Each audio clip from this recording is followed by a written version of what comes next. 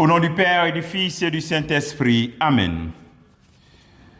Envoie ton esprit et tout sera créé et tu renouvelleras la face de la terre. Viens, Esprit Saint, remplis les cœurs de tes fidèles et fais-les brûler du feu de ton amour.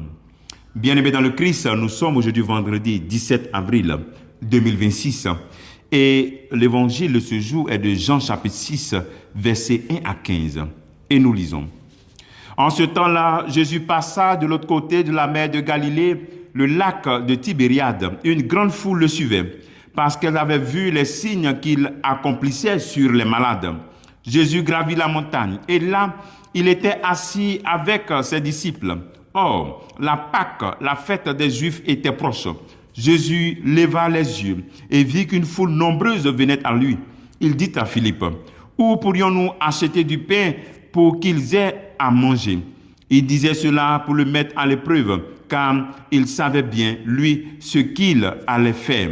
Philippe lui répondit, « Le salaire de 200 journées ne suffirait pas pour que chacun reçoive un peu de pain. » Un des disciples, André, le frère de Simon-Pierre, lui dit, « Il y a un jeune garçon qui a 5 pains d'orge et 2 poissons.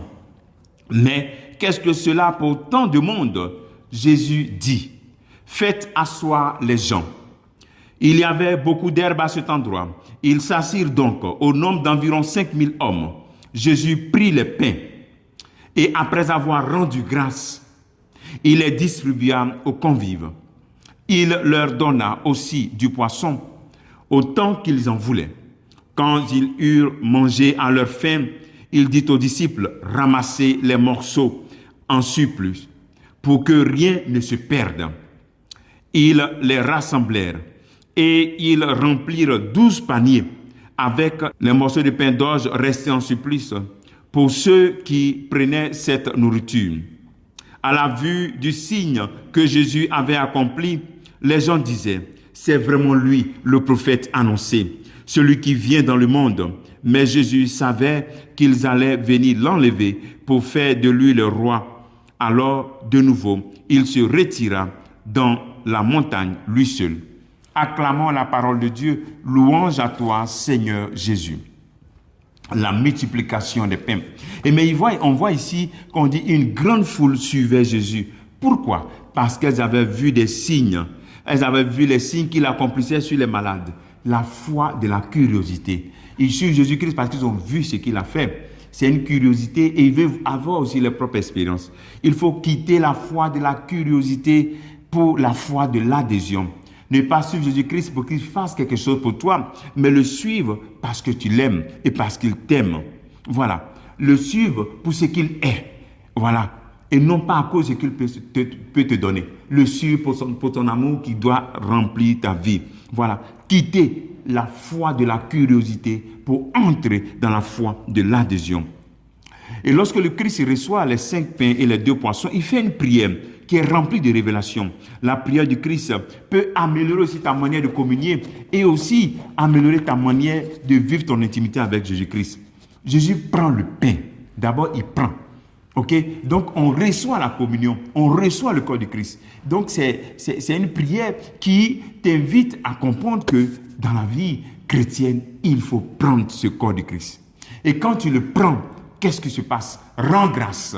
Rends grâce pour cette présence du Christ en toi. Rends grâce pour le fait que tu n'es pas digne de le recevoir. Et tu as déjà dit qu'il dise une parole pour que tu sois guéri. La parole qu'il doit dire, c'est la parole de son amour, de sa miséricorde, que toi maintenant, en prenant Jésus-Christ, tu devrais distribuer. Distribuer Jésus-Christ que tu as pris. Lorsqu'on prend le corps du Christ, on devient Jésus-Christ. On devient lui. Donc Jésus a pris le pain.